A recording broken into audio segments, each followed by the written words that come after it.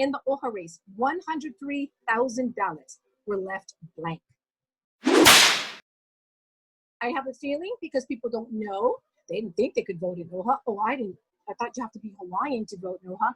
Absolutely not. Everyone can vote. Hello everyone, this is Tanya Ahina, Hawaii Homes by Tanya with Century 21 iProperties Hawaii. And today I have a special guest. Her name is Luana Alapa. And you may be familiar with her. She is former Miss Hawaii, also a boss wahine, and she is a candidate for the OHA Moloka'i Trustee. If you haven't registered and you want to make change, you want to see change, I tell you this much. This election, especially what we've gone through in the past 4 months, and you see a lot of angry people out there not liking what's going on, this is the time for change on all fronts, whether it's OHA, whether it's the mayor, the other Senate seats that are up for grabs and so forth, city council, all of that. Here's your chance to make a change, make a difference, just by simply registering at olvr.hawaii.gov. 2 minutes, that's all it takes, 2 minutes to register. Now your voice, your vote, which is your voice, is going to make all the difference in the world. Tell us a little bit about you, your companies, your background, and how you started off and what it is you're doing today. Well, I'll tell you this much. If you have all day, I can talk about myself on everything. But I'll keep it short, I think. If we go back to my early years, raised in La'i, Oahu, spent my childhood there, and then basically my parents were divorced. We moved, we stayed with my dad and my stepmom here on Moloka'i. By the way, I'm on Moloka'i, hello.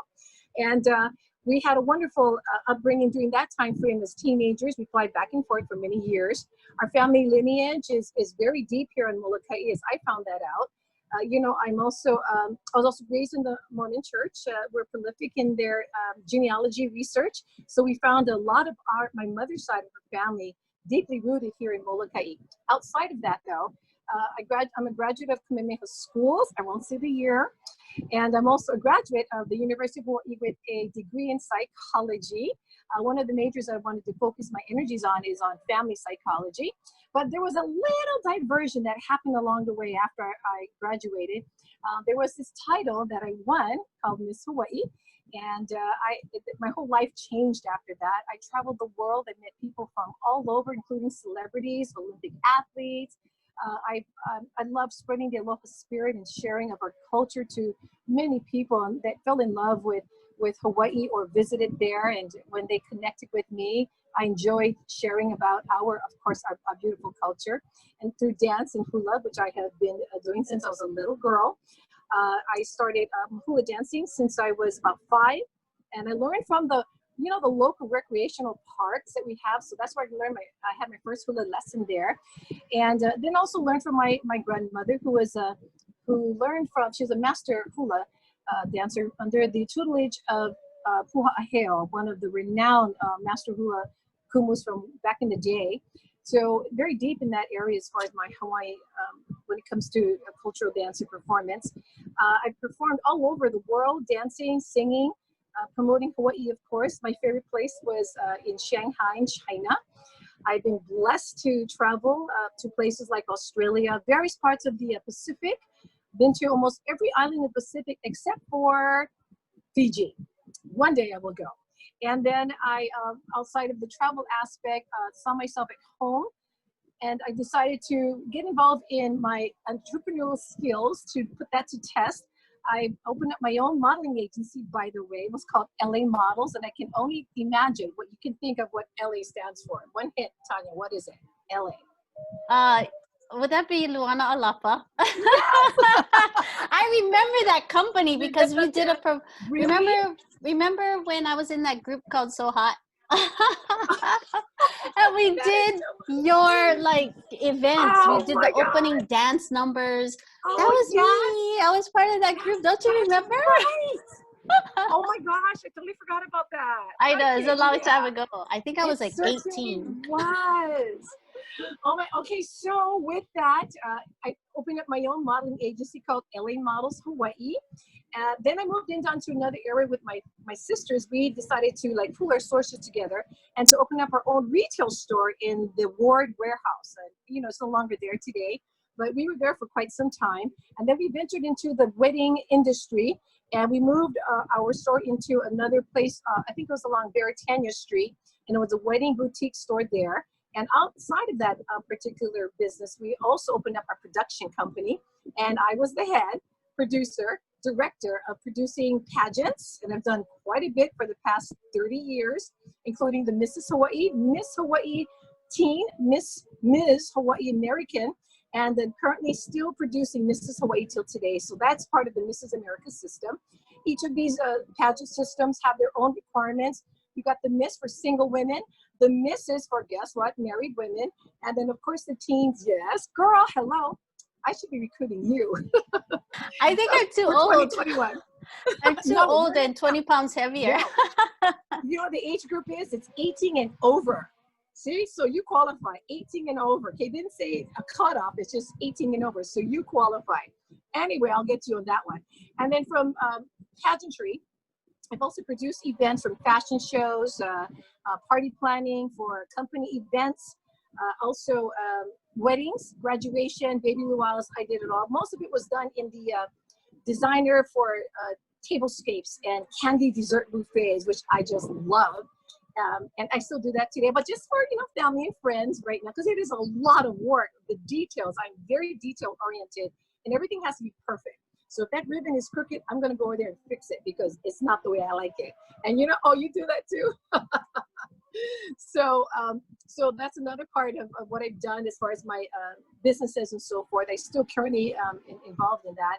And another area of my family life as far as business is concerned is Alapa, Hawaii. It is a successful line of jams and chutney that was designed by my sister, my older sister. We're about a year apart. And she created Ohelo Mango Chutney Jams. You've got to check it out. It's in all the stores for this will be our 17th year of production. So that just goes to show the success that's happened with all the development of the newer jams that's come out and just hit, especially the ginger jam. Oh my God, to die for. And then on top of that, outside the family business aspect, I've also got involved in other areas besides business. Would be like, I've joined the Rotarian Club. I'm a Rotarian as well, and I enjoy doing that because it's a lot of it's service to others as well. And then also the Toastmasters, which I think I saw you there again, right? we kind of rekindle, like, oh my gosh, what are you doing? And it's so nice that I got to see you there, Tanya. Hello. I met you there after so many years at the Toastmasters Club, Ably, right? Ala Moana, Ably Toastmasters Club. Made some wonderful friends, and I'll continue to do that because it's just another way in which I can express myself. Then, of course, we moved on into my side activity. Physically speaking, I'm a tennis player. Won 3 championships this year. So, by the way, I won the Night League Championship. I won the women's 45 and over, and I think I'll not go on anymore as far as where that age part stops at. And then we won the mixed doubles for our division. So very proud of that. And then on top of that, another area in which my life that has kind of come to full circle, being a full-time mom, I dedicated myself, my life to raising my children, wanted to be there. I grew up back in the day as one of the typical latchkey kids that we grew up in that era because the parents worked and the kids stayed home. And of course, what did we do all day? We went to go what? We went to go play outdoors. Climb the mountains, jump in the ocean all day long. I'm a Laia girl, so we have the waters right there, houses right there on the beach. So I had a great time, wonderful memories of my childhood, especially when we take our bikes and we pedal it up to the mountains and go pick mountain apple and guava. So that was our lunch, by the way, because we didn't make our own food. We just took it. We just found it wherever we were at the beach. We ate the sea grapes from the beach and so forth. So great memories of my childhood. But now moving forward as a mother and seeing my own kids, they're adults now, they're in college. I'm an empty nester, and I wanted to figure out what I want to do with the second half of my life. And this calling for me came through my returning back to Moloka'i. We've been here since the 70s, as I mentioned earlier. And I knew that when my dad had passed away 20 years ago, and he left us his property. We have 5 acres that we're currently on. My sisters have a total of 10 acres in Kalama'ula. The 5 acres that where I'm staying right now is Ho'olehua. And this is the area in which I would love to implement my dad's master blueprint plans that he had before he passed away. He shared that with us. And I tell you, he was so advanced in his thinking and what he wanted to see here on our property. He was always about self-sustenance, being independent, not relying on anyone or anything for your survival. So he was about, you know, foreseeing the solar panels that he'd like to have on the land, windmills to create our own electricity and so forth, and planting your own garden. He has mentioned that to us since we were little, to plant your garden, because one day you're going to be relying on that for your food, for your sustenance. So we have 5 beautiful acres that's sitting empty right now. And I'd love to see that and it takes money, by the way. So through agricultural grants that I'm going to go for here in Moloka'i, I'd be able to help make my dad's dream come true. But also at the same time, it's not just about food for yourself, but also for your community and helping them. Because if they don't have food or anything to survive on, by all means, we'd love to share. That's what it's all about in our Hawaiian culture. There's no such thing as for the self. It's all about everyone else and helping them. In addition to that, it was a wonderful thing that we have, because we have the land to do it, is to, and our land is it's commercially zoned. So we have part of that land is commercially zoned, where we'd like to build, my dad's plan was to build a cultural center, a multi-purpose cultural center, to focus on anything to do with our Hawaiian culture. My dad loved his Hawaiian culture. He wrote a book, and I hope one day to publish it. We found his book, by the way, and I'm just thrilled that we came across that, because we had a lot of boxes of things that he put away, and we went through them and found his original manuscript. Oh my gosh, I can't wait. It is just amazing work that my father has. It was all about the Hawaiians and how spiritually advanced they were. And we want to share that to the world. One day it'll come out. But at the same time is to see one of his dreams come true, is to build that multi-purpose cultural center that we would teach the art of lua, that we teach the Hawaiian language, the hula, and many other aspects that's relevant to the Hawaiian culture, because it is so important because that's all we have, as you know. The Hawaiians, you know, we're indigenous to the lands here, and more of our lands being taken away, used, transferred, sold, whatnot. We have to stay strong to our roots, and without that, we have nothing. So that's so important for me as a Native Hawaiian. I'm more than 50%, even though I may not look it, but I am 50% Hawaiian. Thanks to my parents and my roots here. I want to make sure that I will be able to implement that of my father and the rest of our family that's going to be here as we begin to move through this road of ensuring that my dad's plans will come to fruition. So in the meantime, being back here though has really helped me to reconnect with the families that I have here, friends and so forth. It's been such a long time seeing them. But I also had this longing of what else could I do to give back to our community now that I have the time, now that I'm an empty nester, and my kids are, you know, they're fine, they're on their way to their own independence. And so now it's my turn to decide on what I want to do with that second half of my life, as I mentioned earlier. And really it's going to come down to giving back. One of the greatest things we could ever do in our lives is to be of service to others, and it is why I'd like to put myself out there and wanted to run or participate and become a candidate for the Office of Hawaiian Affairs Moloka'i Trustee. So here we are today. That's wonderful. And thank you. Congratulations, by the way, on Thank everything. You. And now it's so out of my comfort zone. But you know what? We got to do it. You know, there are things in your life that's been dear to your heart, and it's a shame that we have these dreams, but we never attain them because we just think it's just a dream. For me, I want to make that a reality, and I can see that I'll be able to contribute so much more for OHA in what I can share for myself and my family, but also it's all about the people. You know, it's about the Native Hawaiian, the beneficiaries. I've been blessed to be on beautiful property like this in our Ho'olehua agricultural lot, as well as our land, my home here on Oahu. I also have our residence on Oahu, and it's on the Hawaiian homestead land as well in Kalavahine, that's right behind Punch Bowl. So to see other Hawaiians on that long waiting list, thousands, over 28,000 still on the list, it is such a shame to see that they're still waiting for a lot. And I tell you, there's thousands of acres of land available. The process that's taking so long to get our Hawaiians there on it is a travesty as far as I'm concerned. So I'd like to see that we can move things along speedily. We have to, because we can't, our Hawaiian people are dying. They're not able to see their own, to be able to live in their own home with the roof over their head on their own land, in their own ancestral land. To me, that it hurts a lot. So I want to see things happen immediately, partnering with different organizations, with DHHL, with other entities that would help make this come true. Not 5 years from now, not 10 years. We're talking like in the next year or so. I mean, it's a short window that we must move forward. And yes, I know it's about affordability, especially how expensive it is to have a home here in Hawaii. But with the Hawaiians and with the people we can put together to make this happen, I'm all about, you ever heard of living tiny homes, tiny home nations? You ever saw that program? It is amazing what they've done. Now, of course, we have big families, right? We have the Hawaiian families, not 1 or 2 people. It's like 5, 6, 7, 8 people in a family.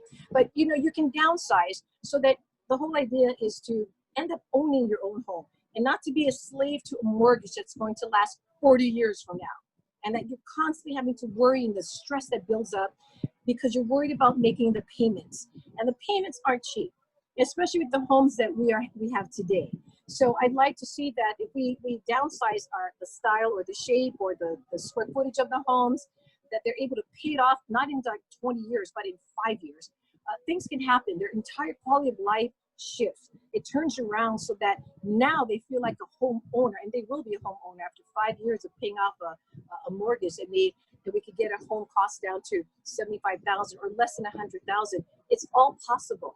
So for me, in seeing that come to fruition as OHA trustee, it is definitely doable. We have to work very hard to make that happen. And I think with that, I know that we're going to be able to raise that quality of life for our people here.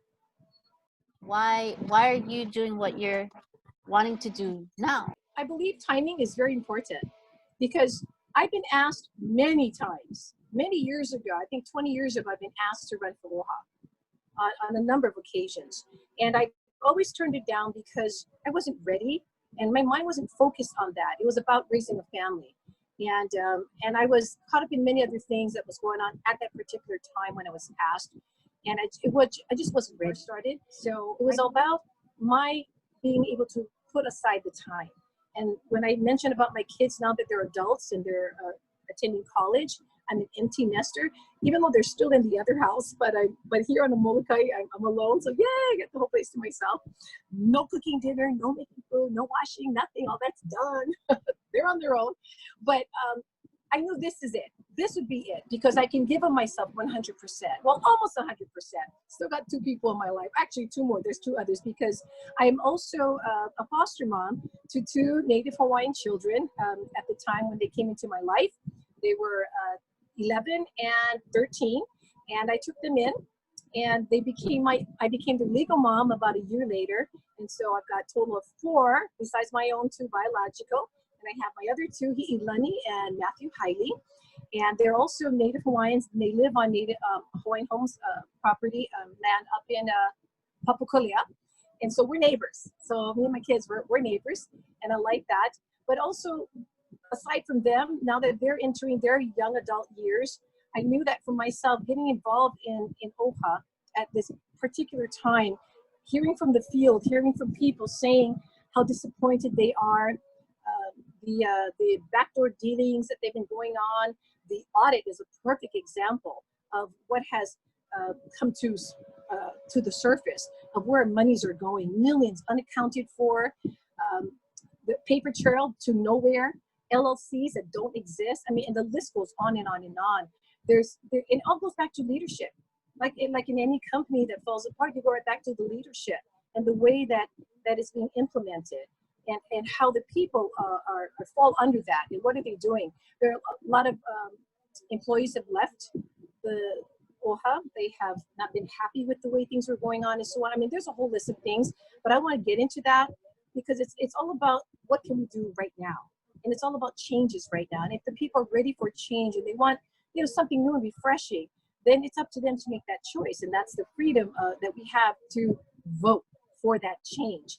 And if I'm fortunate enough to be the person for them, especially representing the island of Moloka'i, so be it. And I'd be honored to serve as OHA Moloka'i Trustee. So how does that position you, being the trustee for the island of Moloka'i? Is that, do you only oversee the dealings of Moloka'i, or Oh, no, no. can Okay, you? so it's so Moloka'i. So let me just kind of give a brief background on the trustees. There are 9 on the board that serve on the board. You have 5 from each island. So you have Big Island, Maui, Moloka'i, Oahu, and Kauai. And then you have 4 at-large representatives. It doesn't matter which island you're from. You can vote because it is a statewide, it's a statewide public agency. So basically everyone can vote if you're a registered voter. It doesn't matter what ethnicity you are, you can vote in OHA. OHA is everybody's business. OHA is for everyone because many of the decisions made affect everyone, not just the Native Hawaiian beneficiaries, but all of the people of Hawaii as well. You've named a bunch of problems and things you're seeing. So if you should get in, well, we're gonna see to that you get in, right? What and you've touched on some solutions. What are some other solutions that you see, or preventative steps that you're gonna maybe implement right off the bat early on?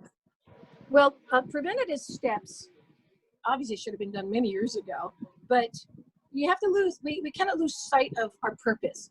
So every day when the board meets or whenever the opportunity comes, it should always be about at the forefront of their minds before they walk in that door in the boardroom is today's meeting going to bring us closer to the goals of ensuring that the conditions of our Native Hawaiians are met. The Native Hawaiian conditions, all encompassing in housing, education, jobs, healthcare, self-sustenance, the investment portfolio. I mean, there are many different areas in which needs to be addressed. But most important, the top 3, it's definitely going to be about the housing. That's what I'm about. Like I said, I've been very blessed to be able to live on Hawaiian Homes land. I'm blessed to have a home. I have a roof over my head. And like I've said, 28,000 plus Hawaiians do not have that privilege to do so just yet. So we need to change that drastically and bring those numbers down. So affordable housing, and now everybody has, as far as affordable housing, as far as cost is concerned, we have to look at materials, we have to look at the people who are bidding to put this, to have the projects under their belt. I've seen a variety of price ranges from 150,000 to 500,000 for Hawaiian homes as affordable. The majority of the Hawaiians do not fall in that category. It's impossible to own that type of home. So you see many Hawaiians still stuck on the wait list because why? They can't afford the new homes being built. So we have to rethink that. And we have to go elsewhere to find it. And that's what I was saying about downsizing homes so that it's simple, easy, affordable, and that they'll be able to own their homes within 10 years or less. So that is an avenue which we must look at. The preventative measures, or how this all could have been addressed, it comes right back down to the people who are on the board, because they make the decisions for all of us, for all the Hawaiians. And I'm one of the beneficiaries as well.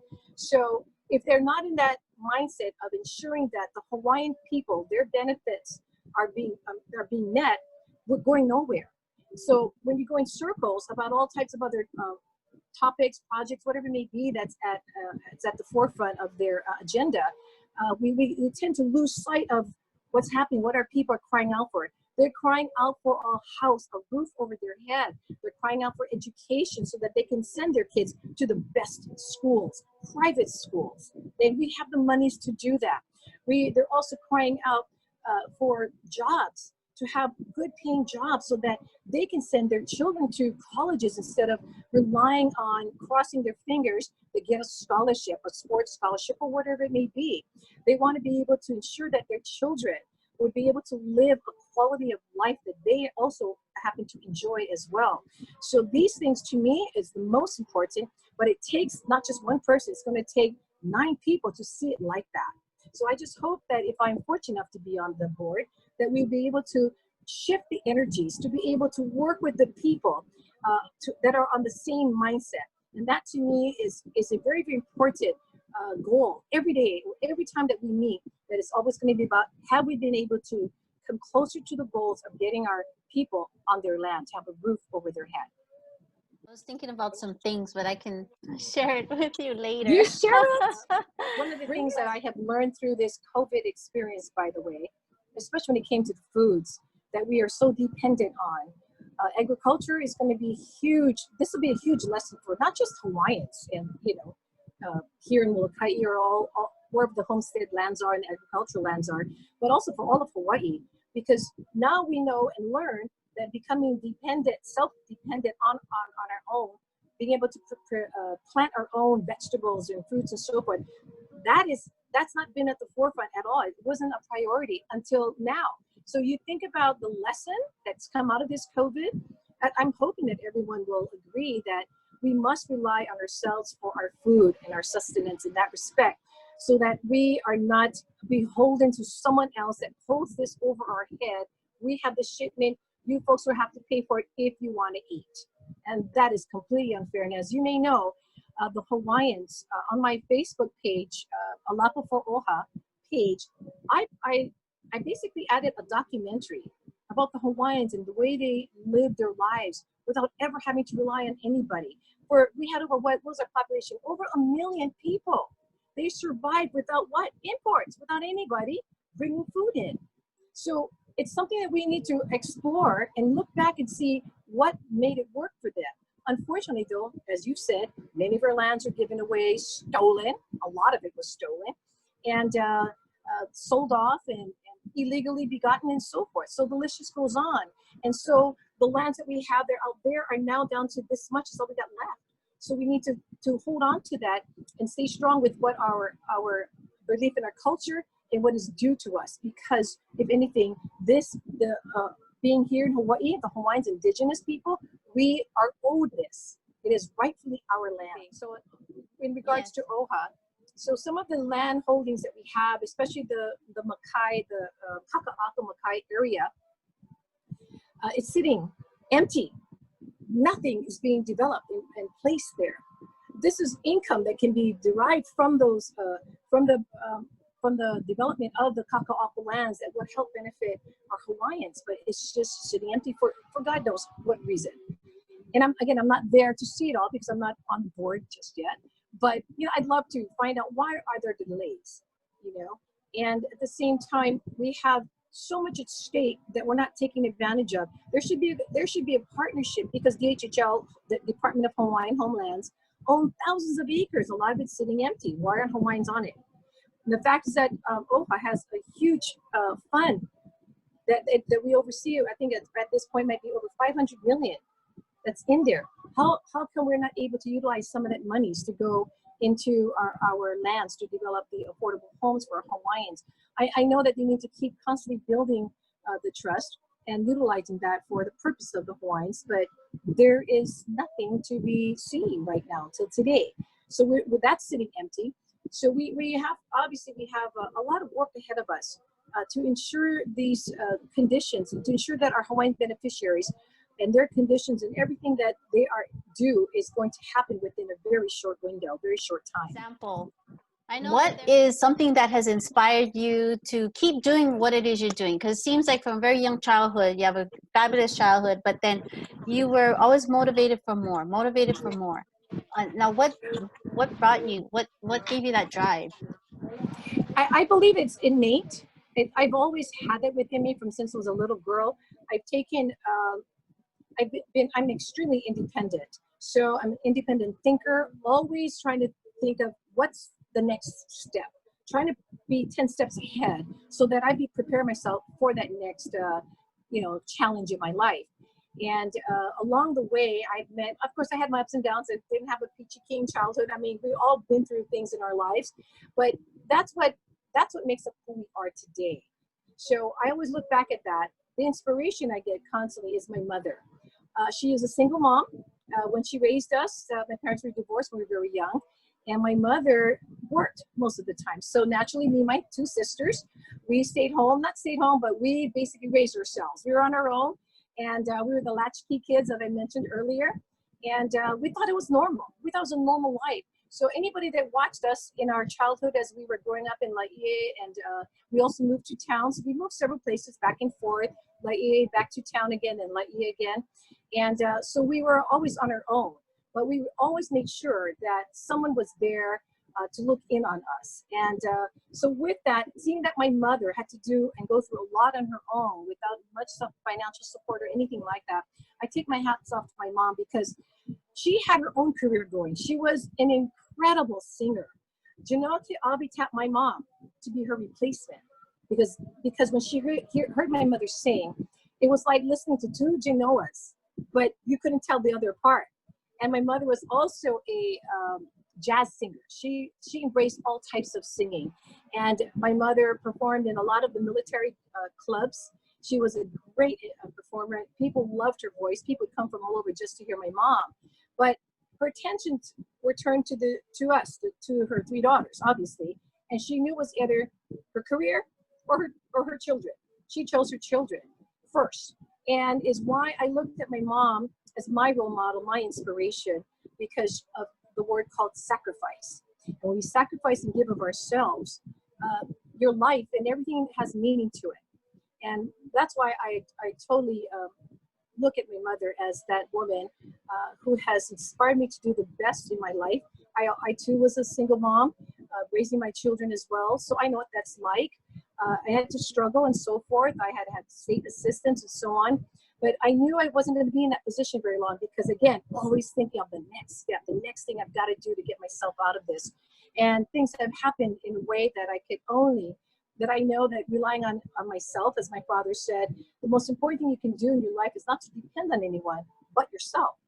And I've never forgot that. So I knew if I was going to get myself out of a mess, it's going to be me. It's up to me to make everything happen. And years later, here we are today, now able to go back and not just do something for myself, do something that I would like to do for others. And that's where the whole opportunity came, to serve the Hawaiian people through this avenue in OHA. But outside of that, though, I'm a party hostess. I love to throw parties. I love to entertain, as you can tell. I love to cook, bake, and so on. Wait, let me give you my address. Let me give you my address for the invite. Oh, girl, I'm going to be getting a lot of invites after. I have this big event planned here on Moloka'i. I'm going to call it the Night Under the Stars with Luana. And you know those huge, big movie screen, inflatable movie screens. I've got that and a projector. And girl, I bought the lawn right out here. I got 5 acres of flat, beautiful land, and I want to do something special for the people. When are you doing that? So when are you planning that? Okay. So it will definitely come about in the first week of the first 10 days of the month of next month in July. So we want to make sure that, and they're lifting that quarantine for the travel part, right? You can go back and forth now, thank God. And so I want to do something right around that time because the people they're going through their 4th month. I want to do something that would just make them relax and have fun. There are the programs that I want to implement here in Moloka'i because I used to teach here. I'm also a part of Larson Talent. I've also had, like I said, I've also had my own modeling agency back then.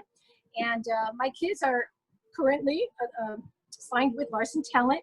I'm also the head instructor, model instructor, where I teach everything in the modeling field. I've been doing that for 30 plus years. And I want to implement programs of, inspiration, empowerment, especially for the youth here. They really, there's some activities, but nothing that really hones in on them. At the same time, it's all about empowering women.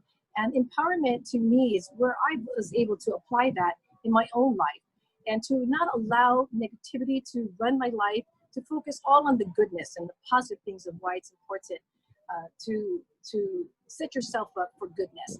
These are the things that we think about, negative or positive.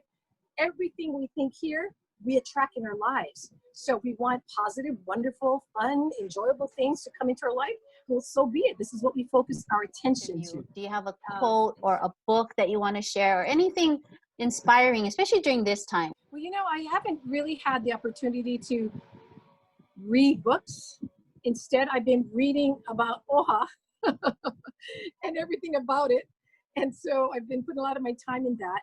But I think the best thing I could honestly say, because it makes sense to me, and that could be the same for everyone else involved in their own particular lives, is the things that we do, is it about, it's about more about helping and to being of service to others, because that's where true fulfillment in your life comes from. That when you think less of yourself and more about someone else, the true meaning of giving is exemplified in that manner. And that's the best that I could say at this point about all that I've done in my life, and I want to do the same for others, and hopefully they'll be able to learn from that. Agreed, agreed, agreed. Luana, it was such a pleasure having you, and we gotta have you back on. When is the election, and when when do we finally vote? Got it. So on that note, the if you haven't registered, people, you must register in order to get a mail-in ballot this year. Mail-in ballots for the first time ever in primaries. Everything is by mail-in. So the deadline to register to vote is July 9th. And once you meet that, then 2 weeks later, all the ballots go out by July 18th. So we really need to get those who haven't registered, never thought that, oh, I don't vote, there's all crooks and so forth, all negative things that people say and so on. Then you know what? This is the opportunity to change that mindset.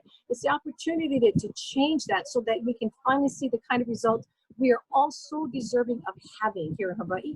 So get out there and make that difference. And it's all about that vote. And registering is important. If you're registered, more power to you. And the primary is on August 8th. So all ballots must go in before August 8th, not on August 8th, before August 8th. So once you get the ballots in your mailbox, get on it right away, make your selections. Moloka'i Trustee right here. And Luana. And then mail it back immediately so that your vote will count. And you will definitely see the changes happening on the day of the primaries, when the elections, the results will be announced on that day. So just for clarification, if people are registered to vote, then they're gonna get that ballot with the OHA option on there? Yes, so OHA will be on the back of the ballot. It's at the bottom part of the ballot. And again, any ethnicity, everyone, doesn't matter what your background is, whatever it doesn't matter your ethnicity, doesn't matter what island you're from. So although I'm representing Moloka'i, you don't have to be from this island, by the way. It doesn't matter. You do not have to be from Moloka'i to vote for Moloka'i representatives. So again, really quick, I want to make this mention, okay? Last election, 103,000 ballots were left blank. What does it tell you? It's in the OHA race now. In the OHA race, 103,000 ballots were left blank. That is, I mean, I have a feeling because people don't know. They didn't think they could vote in OHA. Oh, I thought you have to be Hawaiian to vote in OHA. Absolutely not. Everyone can vote because you determine the course of OHA's direction with the people you put on that board. It's all in your hands. It's all of Hawaii's. Hawaii has to make that choice, not just a select few. It's for everyone. So I hope that come August 8th, and God willing, everything works out, that I may be your next trustee. So kudos to everyone. Thank you so much. And Tanya, I love your show. We had so much fun. I'm looking forward to another chat one more time, once again.